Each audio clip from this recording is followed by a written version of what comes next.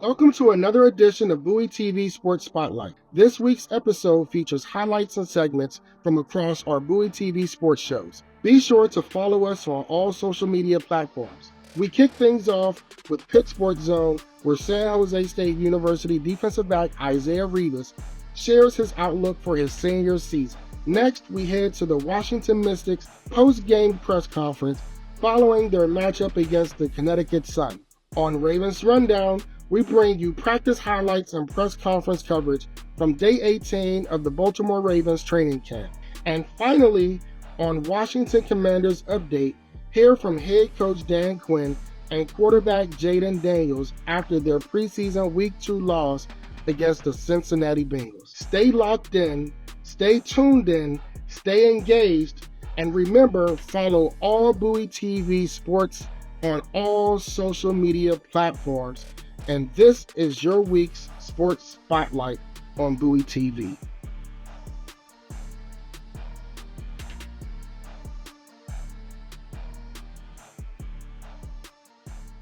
What's going on, everybody? Y'all know what it is. It's your boy Pitts and Push Sports Talk Radio, Pitt Sports Zone, Bowie TV, coming to you live yet again, once again, what my homegirl said. Y'all know how we get down. What's going on, Sid? How you been? What's up, Pitts? And today we are joined by a true game changer for the San Jose State Spartans, defensive back Isiah Revis. Known for his lockdown coverage, explosive speed, and the kind of instincts that make quarterbacks think twice, Isiah has been a key playmaker in the Spartans' defense. From big-time interceptions to clutch tackles, he's proven that he could show up when it matters most.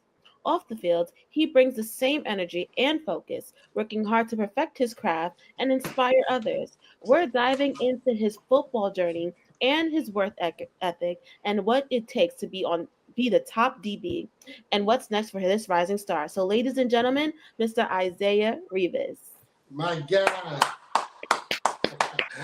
What's going on, man? Hey, and he is a returning guest. What's up, man? How you been? I'm good. I wasn't expecting that intro. Look, Sid be on it. Listen, Sid be on it with the intros. I'm definitely grateful for her and her dedication and the implementation of that aspect into the show. I think it is definitely great to be able to give flowers and give the accolades and the tributes to everything that you've done on and off the field. So again, congrats. Appreciate it. Yeah, that's love. Yeah. You know, I can't let it go either. Definitely got to shout out my man Jay. You know, it's the 412 thing. Can't have his son on and not shout out my guy Jay. 412. That's his email. Hey, that's what you already know. But look, man, it's been a minute since we spoke. Since I believe we spoke right before the bowl game last year. Mm-hmm. So, you know, if you want, recap, what your thoughts and your feelings were on the bowl game. Oh yeah, I haven't thought about that in a minute, but obviously we lost, so it was pretty unfortunate and not the outcome we wanted. So, but I mean, that's kind of been, we watched the film on it as a team. I watched it individually, and we're gonna learn from it and grow from it, and make sure not to end the season the same way this year. Absolutely. Go ahead, Sid. Can you walk us through your journey at San Jose State? How did you end up there? Oh yeah, that was kind of a little bit what me and Pitts talked about last time, but so I won't go fully long as before, but basically I graduated high school 2020 during COVID, so and I wasn't really a highly recruited guy. I had like a couple small D2 offers like up in the Midwest, but I didn't want to do that. So me being from Vegas, I just wanted to walk on at UNLV. I was already on like athletic or academic scholarship to go there, so I didn't think that'd be a big deal. But COVID kind of complicated that, made that process not as easy as I thought it was going to be. So I basically was a student there, just a student for 2 years. Kept trying to walk on, but that was like a whole thing that wasn't working out. And then eventually I finally decided in the summer of 2022, so after 4 semesters just being a student there, to go to City College of San Francisco. Um, because a couple of my friends from my teammates from high school, they went there, and I had a couple other connections there. So I moved up there in summer, and I was there for 6 months. I played pretty good, so San Jose offered me after that season at the end of 2022, and then I got here in January 2023. When you talk about the end of last year's season, right, and you go into the off season, just walk us through what did the off season look like for you? Did you take a period of downtime to just, kind of, mentally reset, physically reset before getting back into any type of football related activities? Yeah, definitely. After like the bowl game, um, that was my third, yeah, my third like winter break here. So it's always been the same. Just at the end of the season, just oh no, that was my second here. My bad, but third like in college football, like including my JUCO. Right. So yeah, I had like a cool month until we started like our winter off season training, like running or conditioning and weightlifting. So yeah, I was just home that whole time in Vegas.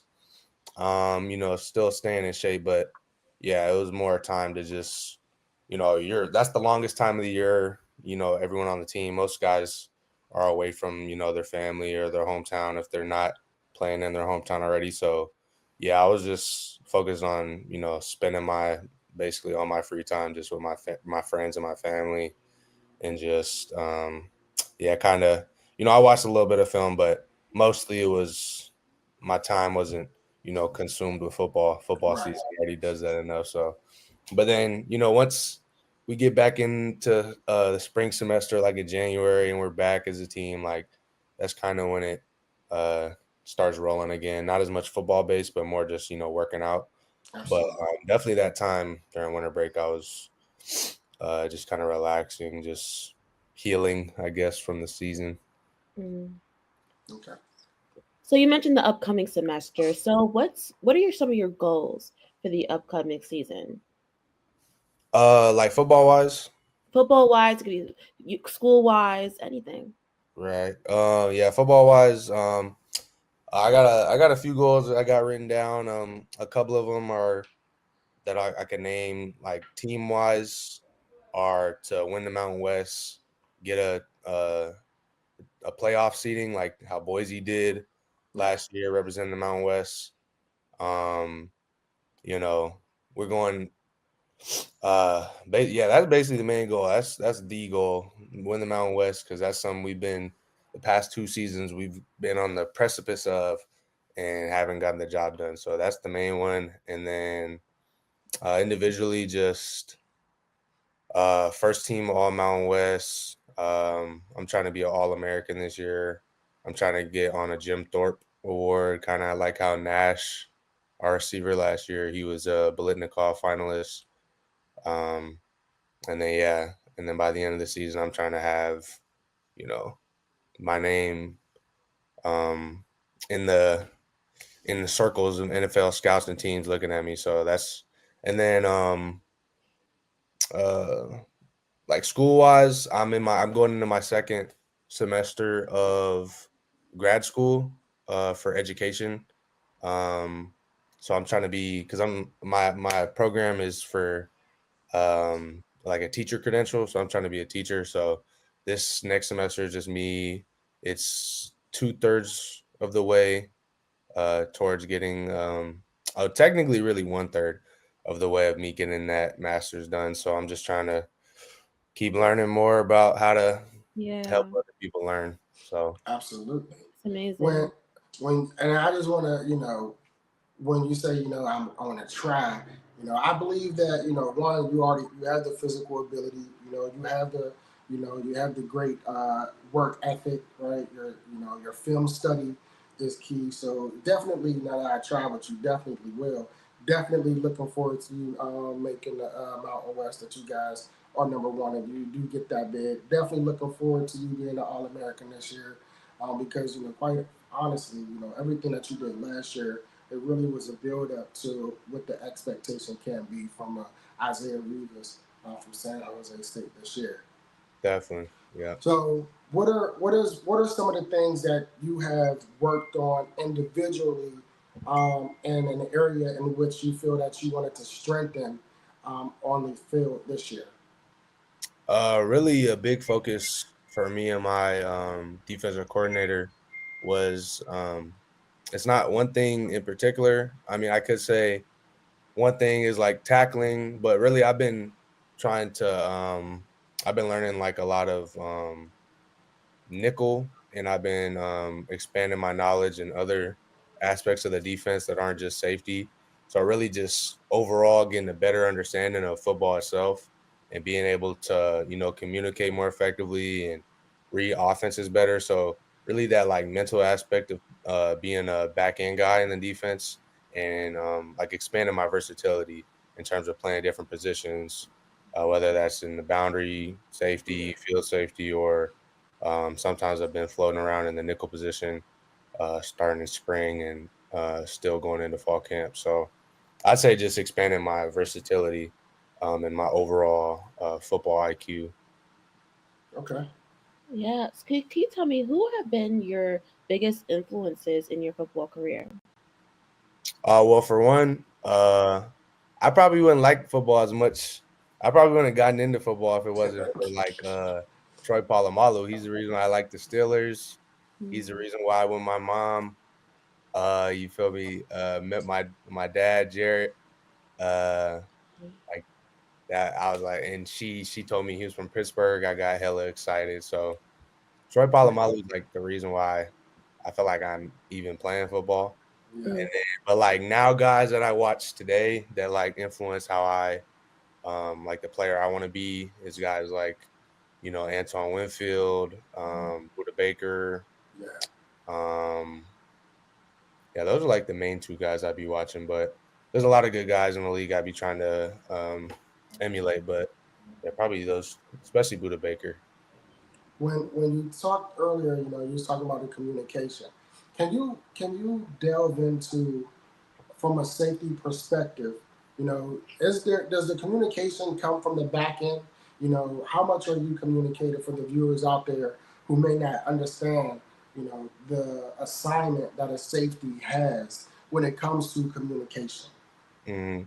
Well, I think it depends on the defense. I know some defenses, the communication is kind of uh, centered around like The, the inside the linebackers. mic, the mic backer. Yeah, but Right. yeah, ours is pretty it's centered around the safety. So it's super important. I mean, that's a big emphasis we talk about a lot in terms of just having pre-snap clarity, and it helps with like anticipation before plays so that guys aren't just, just playing kind of blindfolded. You're playing with a sort of um, anticipation to what could potentially happen and making sure everyone's, on the same page each play. So it's super important. I mean, literally every single play we're trying to really over communicate, like damn near be, redundant in terms of what we're saying, just so there's no confusion, because,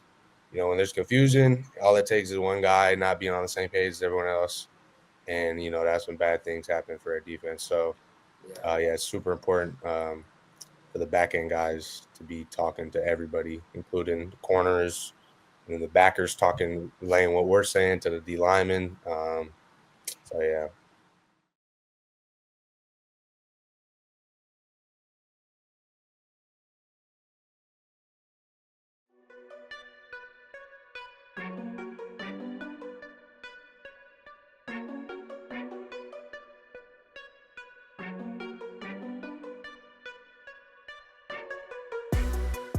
What do you feel like went wrong, for you guys in the first half, or just kept going throughout the Yeah, game? I think overall, like I can help our team more. There's no doubt about that. I shared them with, about that. So just coaching, turnovers in the first half hurt us, but we can I can help them be better, and ball wasn't falling, but there's some looks here and there that we can kind of help them, see a little bit more certainly assertively and feel comfortable, and give the Sun credit, shared with the team that they have been playing better. Like there's no question about it. And so I want to give them credit as well.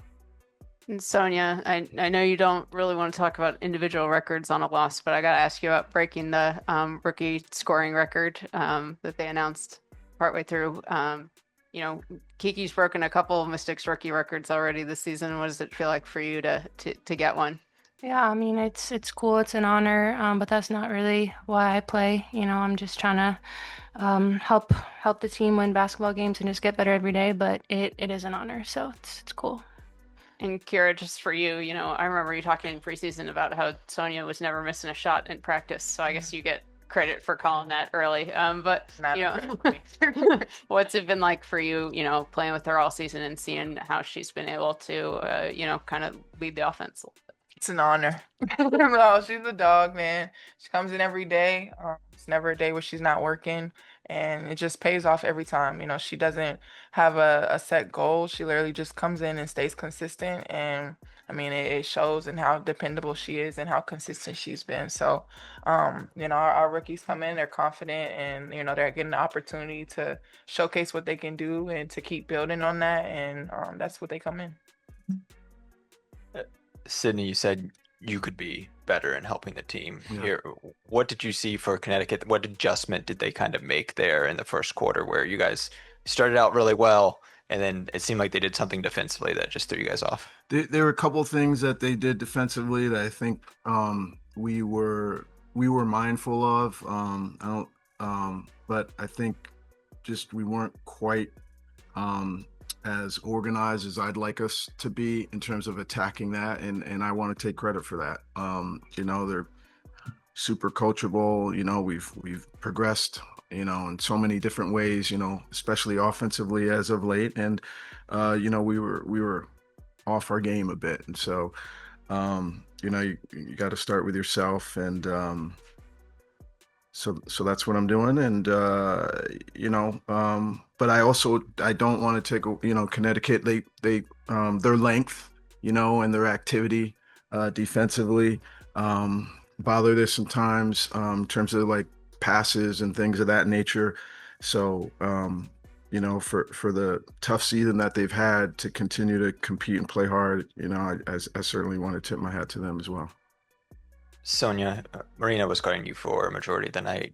Are you seeing teams guard you differently now, especially now that Slim's not a part of this group and having someone like Slim be the lead of the scouting report? Not necessarily. No, I think they're being physical, trying to take me off of what I want to do. So yeah, I think that's been pretty consistent all year.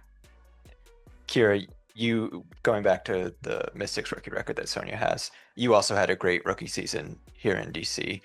What are some of the challenges that maybe you faced your first year that you see Sonia doing so well at? I don't know. I mean, she's a guard. I'm a post. We were contending. This is part of a new process, so there's a lot of different factors that are different.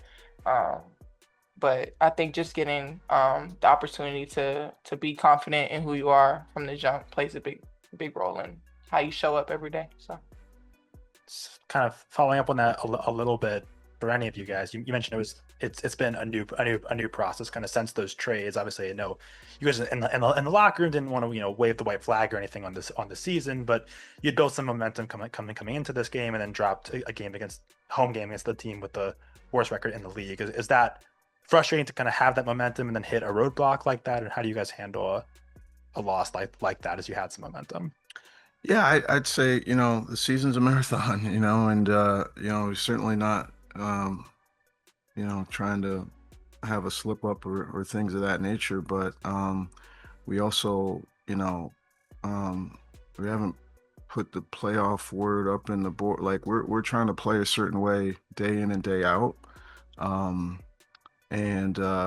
We just didn't quite have it today. And, but we've had off practices and we've come back and been great the next day or the next few days. Like we ain't deterred. Like I'm coaching pros. Like they're about their business. So yeah, it's not a good day for the Mystics tonight. We're not phased. Like we're gonna, really count on our habits and our culture and rally for the next one. When you've had those off days or the off practices, what do you guys look to or kind of lean on to get back to a good day after that? I would say we lean on our daily habits as a team. Again, we want to play with joy. We want to get better every day. We want to work hard. So just lean on those habits that we've been trying to instill since day one, and we've been trying to do every day. So. This one could be for any of you guys. How was it facing off against A and just seeing her again? Against who? Against Aaliyah. Oh. That's your rook. Yeah, that is my rook. It's tough seeing her on another team, but I mean, she's in a position to be successful in her own way. I wish I could have guarded her a little bit. I probably would have blocked a shot. So I'm looking forward to that for next game. So make sure y'all sit next to them. And Coach, just thoughts on Lucy Olson recently? Yeah, I mean, good player, continuing to get better, she's earned the confidence of her teammates, threw a nice pass there off a play that we came out of, that we were looking to execute in terms of an ATO. Why did you ask about Lucy? It's interesting to me because all of our players, and not to discourage, but Emily's had really bright moments. As of late, AC's it's just been fun to see all of them growing, and so whether it's Lucy or AC or Kira or Sonia, I mean, it just I think a lot of them have just really continuing to get better, and it's a lot of fun. I just say one thing about Leah, it's super cool to, I don't want her to play well against us, I'll be honest, but she's a really good person. She's a really good person, and been a very, very good teammate here in DC. So just happy for her, even if it, unfortunately came at our expense. Hey, Coach. Just wanted to ask about your thoughts on Jade Melvin's. Just the last couple games, she's been kind of stepping up to the plate. Just wanted to hear your thoughts on that as well. Yeah, no, Jade's just as tough as they come. Always a smile on her face. Works super hard. Battles with Suge in practice, and then they build each other up. Whether they're sharing time on the court or not. Jesse, our assistant coach, has done a wonderful job with her development, with Jade and Suge in particular, and just couldn't be anywhere near where we are this season without the growth of those two, in their point guard roles. So really, really content with how they've progressed and looking for more as we've got more games.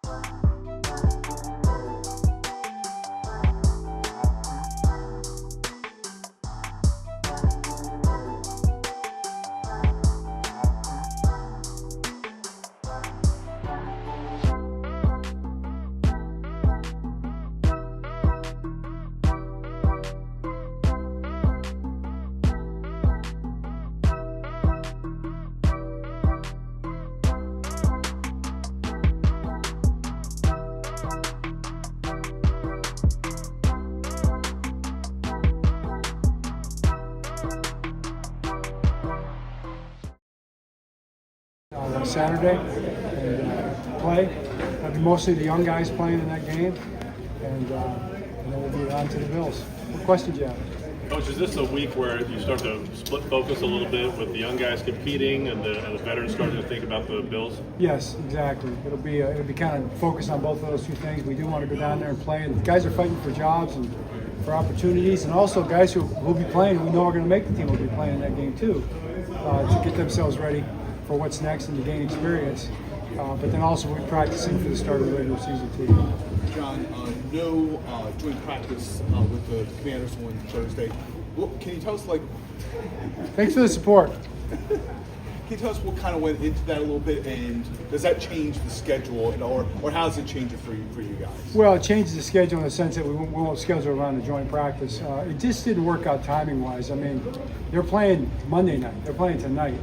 So it wasn't going to be the kind of practice possible that we really need this week for them. I mean, they're just on a short week. So to go all the way down there for what it would have had to have been just didn't make sense. We both tried. I mean, we both wanted to do it. I know DQ wanted to do it, and I wanted to do it. But it's got to work. It's got to be the best thing for your team. It just wouldn't have been the type of practice that would have been worth going down there for. So I would have loved to have practiced against them because they're so good, and they do such a good job, but the timing wasn't right. John, if you would have seen the Browns named Joe Flacco their week one quarterback, just curious if you thoughts or excitement or reaction to him probably coming to Baltimore week 2? Yeah, just focuses on that aspect of it. I mean, we know we play in week 2, and we'll be preparing for them now. Just, you prepare for your first really 4 opponents, in terms of preparation for those games. So knowing that he'll be the starter is good. I'm sure that I think we had that idea already, probably, you could tell, but a lot of respect for Joe. Obviously, his homecoming back here will be a big story. We'll try to just focus on, playing the best game we can. But we know Joe can sling it. We know what he's capable of doing. We also know what kind of team they are, how tough they are to play against. So that'll be it won't be the focus right away directly, but it'll be in the back of our minds.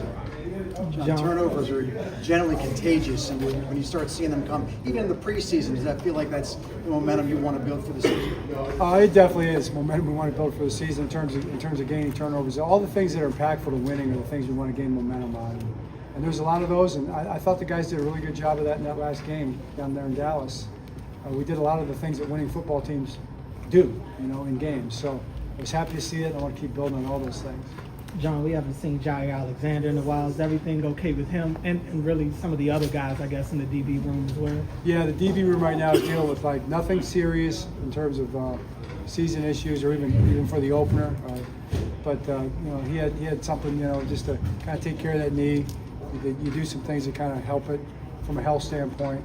It's something he's been dealing with for a few years now, so it's not anything we didn't expect probably that might have been something to help, but you got to take a couple of days after you do that before you can practice. And same thing with D-Hop. He's an older guy working on his knee a little bit, so things like that. Each week's going to be a new experience for Tyler Loop. How did you feel about the latest test in front of him and how he stood up? Yeah, I thought he passed it with flying colors. And even that can be better. He could have made that kick, the one that went left just over the upright, and the kickoff, came up a little short on one. So he's trying. We're really working hard on the kickoffs. I mean, you saw them doing it too, trying to find ways to make it tough for the return team to field the ball. So we're working on that stuff right now too, and that'll probably be an ongoing experiment. Early in the season, I think you'll see some strange kicks probably, to try to make some things happen. Off. So you guys know my daughter Ryan sings national anthem. So this Sunday, for the fans going to the game, she's going to be at the Orioles game Sunday. She'll do the anthem and then the God Bless America in the 7th inning. So love the Orioles. Nick, all the guys down there have been so wonderful to have her do the anthems as she's going to do again this year. So it's a treasure. But okay, who's up? So every time we talk to John, we talk to Eric, they keep telling this whole offseason, oh, Randy's going to find this kicker. Randy's going to find.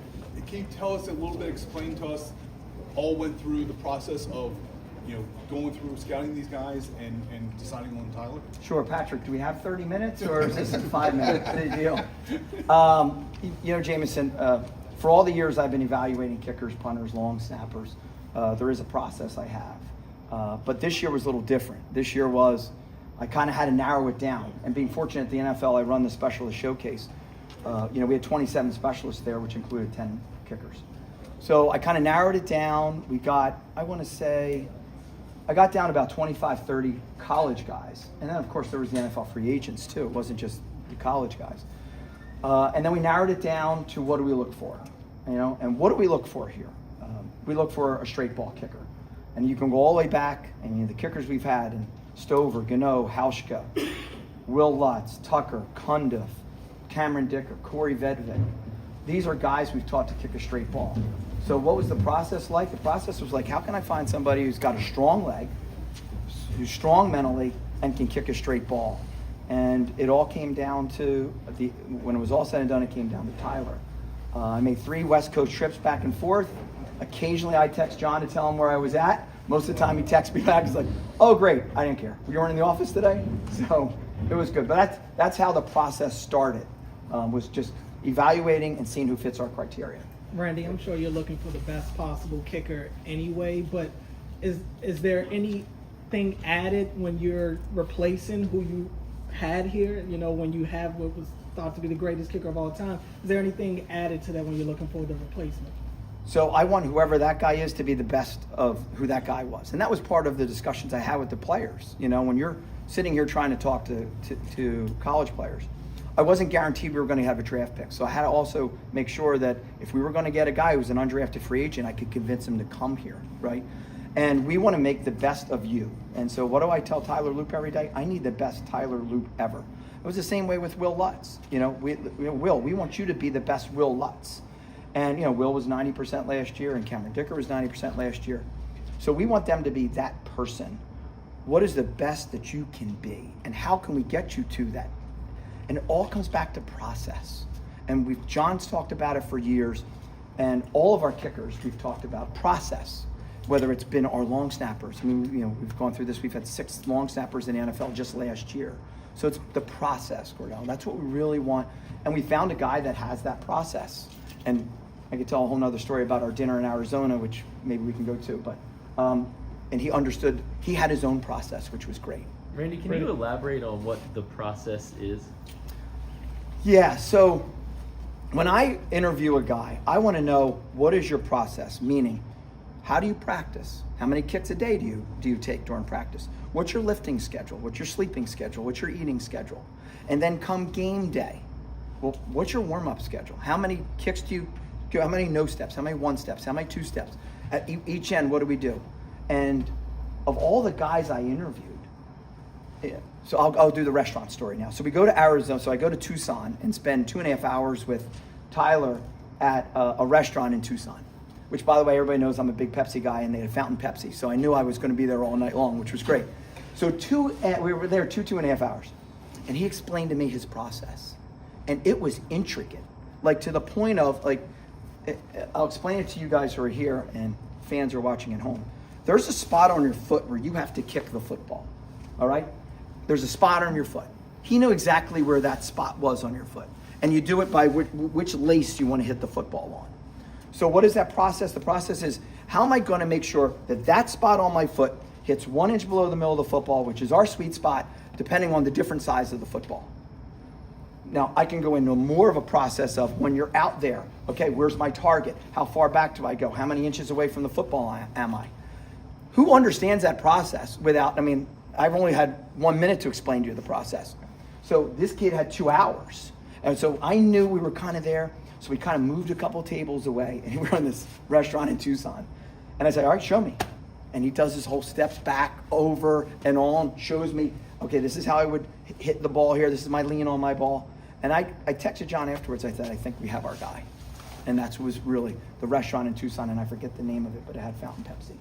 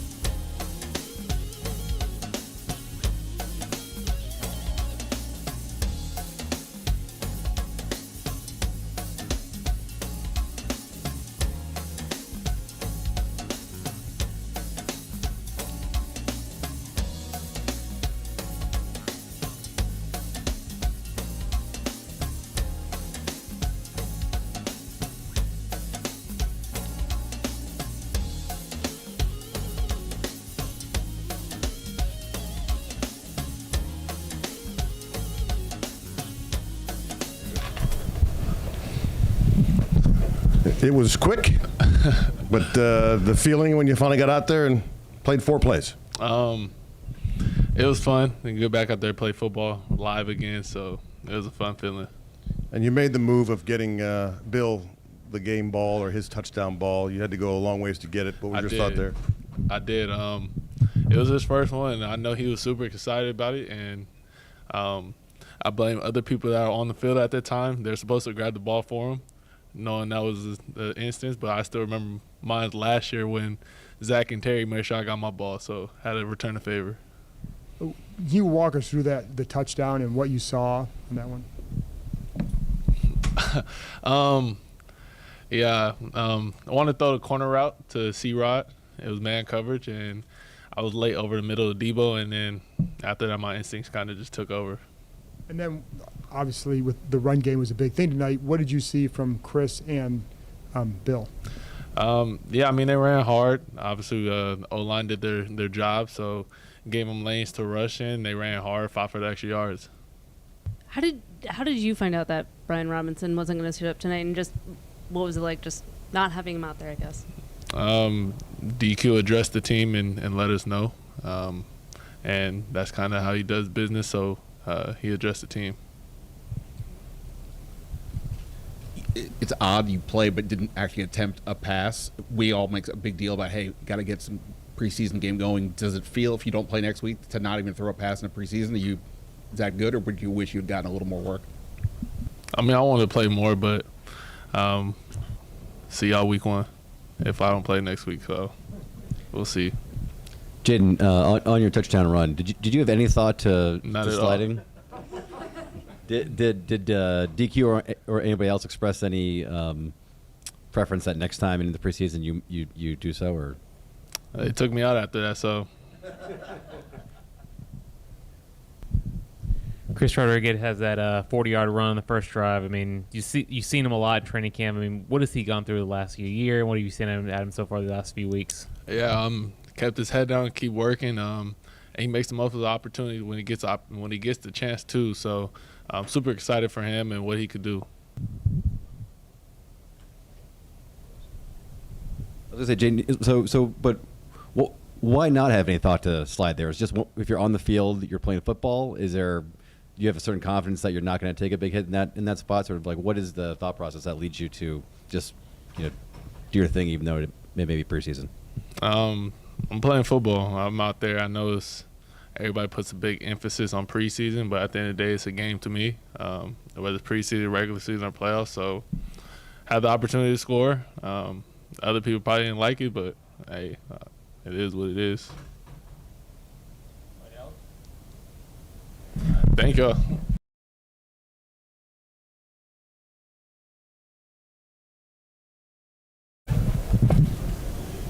Dan, sorry. Thanks. I appreciate the energy to get started. But is there a curfew? If there was a thought bubble over my head when we came out, it would have been, okay, there it is. The energy, the intensity, and it was definitely good to see that. There would probably be some other stuff that you wouldn't have wanted to see in that thought bubble at the half, giving up some scores into those spaces. So those were a few of the things I liked. I was excited to see Debo run. Honestly, I'd been on the other side of that, and I know what that movie looks like, so that was cool to see. Saw John Bates again in the run game. I felt all the presence with him, and I felt the D-line active early. What I told the team, these penalties, they cost us. We had a 4th down penalty. And those were the ones I thought, man, that's our winning time. We've got to nail those. And then coming out for the second half, I liked some of the intensity. I thought the run game, early was better than late, but more than our last outing, intensity better, tackling better, but we have much to clean up to get to the standards that we want to play at. So all that said, glad to get rocking with you. And JP, you were fired up. Why don't you start off? Thank you. The decision to pull Jayden there, was that kind of all along what you thought would be you said 1 or 2 series? He didn't get a pass off. Do you feel like he got plenty of work this, training camp? Yeah, when you go through it, he gets more than 50%, of everything, going into it. So we're still, obviously digging in at the 3rd quarterback spot with Josh and Sam. So I knew I wanted reps for them, and if we could get quarters to do it, I was going into it with Jayden, 1 or 2 series, and so I thought that was good for me. Earlier, Jayden said you addressed the Brian Robinson situation with the team. What is that situation, and kind of what did you tell the fellas to expect? Sure. And Adam and I had met with Brian yesterday, and knowing that we would hold him out of the game tonight. And there's just a lot of moving parts. This time of year, those things take place, and so I just wanted to make sure that's my responsibility, to let the team know whenever I can, so they're not hearing any information from anywhere else. So that was all. It's more of the standard operating procedure for me. But if I have a chance, when things come up, especially during this time of year, when I can bring them together and discuss things, I want them to hear those things from me first. That's all. Dan, what's the status of Trey Amos? Yes, so we held Trey. He had just some tightness in his hamstring in practice on, my days are mixed up, maybe it was Saturday. And so we warmed him up good today to see if he could really open up and go. And in his mind, he was ready and just still feel it a little bit. So we thought this is one of those times to be, cautious and wait it out. I think regular season, we probably, he would have been fighting us for it. So that was the decision. We tried to see where it would take us, and that's where it was. When Jayden took off, is your heart in your throat at all? And were you, did you tell him anything about maybe next time in the preseason you might want to get down faster? Yeah, you think those conversations haven't already been told? No, honestly, it is part of his game, and it is what makes him a special player. When the second play begins, there's just an unusual playmaking ability that takes place. Sometimes it's with his legs, other times it's with his arm, but it is part of who he is. But it is one of the things we've worked on to say, when do you take your shots and when do you go? There'll be more of that, at times. Sometimes I'll say less of that, but, for the most part today, I was pleased with the preparation heading into the game. Was Eckler just a veteran situation similar to Ertz? Yeah, really him and J-Mac, we weren't going to give them as much. We really wanted to feature in the running game today, Chris and Bill, and so we went into that. Some games you have more, who you want to look at more. We did a little bit at linebacker, with Kane and Ale and Duke, and so that was all part of, by design. And then as we get into next week, there may be a couple of guys at different spots. You probably saw Jalen Lane some outside. And that's by design, too, to say, okay, we have a good feel for where you're doing the slot. But, with him and Luke, what does outside look like? And sometimes it's not like taking a shot, but it's putting guys in different roles and saying, okay, what would that look like? I'd much prefer to do those now and find that out. And then, okay, we can change. You saw a little bit of that with some of the safeties that played down by the line of scrimmage. Jeremy Reeves has been involved with that. He's had just a fantastic camp. He is like commander through and through as a standard, but his play, his speed has elevated, and so he's earned, more ops for himself. And just with Chris and Bill in that room, what did you think you saw tonight, and how do you feel about that group? Yeah, I thought early what I liked was decisiveness. I thought, you certainly saw some of the big plays, and we're still, learning Bill in some ways, and not every run for every back is quite the same. Fortunately for us with Anthony here, we've got a real veteran in the running back room. That's a big part of that. We've got a good sense for where Chris was coming in, but we wanted to get him more touches today, and Bill as well. So with Austin and Jeremy, we were, thinking a little bit less. And then as we get into next week, Adam and I will visit and say, who do we want to feature and look at on Saturday? With regard to Bill and Chris and really the whole backfield, how much did what you've seen from those guys factor into what's going on with Brian Robinson? Going into training camp, we really thought this was a deep room. There'd be real competition, Felton and Kaz and Bill and, Eck. And so we knew this was one of our strengths going into training camp. Felt that way at tight end and, then again at running back. So we wanted to let it play out and go through it. But, I'll go back and look at the tape. But I liked the energy early on from what I saw from those two. And I thought offensive line, I felt that. I felt protection early on was strong. Andrew was playing at left. Chris Paul was at left. Allegretti was over on the right with Connolly on the right. So a little bit of moving parts with them, but I was pleased to see that, Ben. Guys, that's part of it, moving into different roles and seeing what they can do. But Wiley's certainly somebody that stood out to me. He's been at this side, that side, inside, outside. That's what a real vet can do, and he certainly did that tonight. Obviously small sample size, but you brought in these big defensive linemen to help with the run game and the defense overall. Could you feel their presence, or how did you kind of see that group in that regard? Yeah, I definitely did, and I was excited to see Wise and Martin and Kinlaw as their first, starts as a commander. I didn't quite see the foul on Wise, or it was horse collar in the pocket to out. So that was one that I want to look at to see. Is there something we can do differently to coach it? Inside the pocket, you're in good shape, but outside it's not. If you start inside the pocket and it ends outside, that's a hard thing for a defensive lineman to know the difference. So I want to look at it and see if we can find stuff. But, I've liked what I've seen from their addition, and, we're going to keep working with them really hard. When you and Adam talked to Brian Robinson, what was sort of his reaction, and then when exactly did you address the team about? We visited with Brian, I guess, yesterday afternoon, and then I visited with the team last night. So that was Sunday, yes. So we had a walkthrough on Sunday, and then we visited with Brian after, and then I told the team when we got to the hotel last night. And again, more Nikki, not that they have to, and they know that, but when I can include them on things, I want to do that. It's from a teammate and where we're at, and so just some head nodding, but I'd rather tell them than not. And so that's my pack to them. If I know, I'm going to share it with them. And Brian's reaction? Yeah, I'll keep that between us. News like that's not always that easy, but he's somebody that we respect a lot, that's for sure. You mentioned John Bates' 2 blocks, the one on the Debo run and then the one on Ja'Cory's run. Yes. Just what did you see from that, and what have you seen from him during this camp? Yeah, it was our last padded practice. I thought it was John's best practice. It might have been just 2 or 3 days ago, but I really felt the urgency, the down blocks, the contact. It was really, at a good spot. And he's had a good camp, but I think there was like an elevate, like sometimes you're here and you take it to the next spot.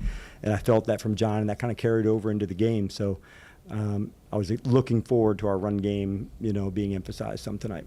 And okay, with Brian, what is his future here? What were those conversations like? Do you see him being a part of this team? Yeah, like I said, the conversation we had, we felt it was best, John, to sit out, tonight, and then, I'll give you an update once there's one to share with you. Going back to John Bates, why is he such a good blocker? For as tall as he is, John, this guy can really play with good leverage. And if you can beat somebody to the punch, whether it's at tight end or any offensive line spot, with tight hands and play it low, he's got real power. And so that's the spot. There's been some great battles between he and Wise and Kinlaw out on the edge. So I imagine there's some sharpening ironing that's going on with that. And I see John as one of the very best at what he does. And so it's been cool to see that.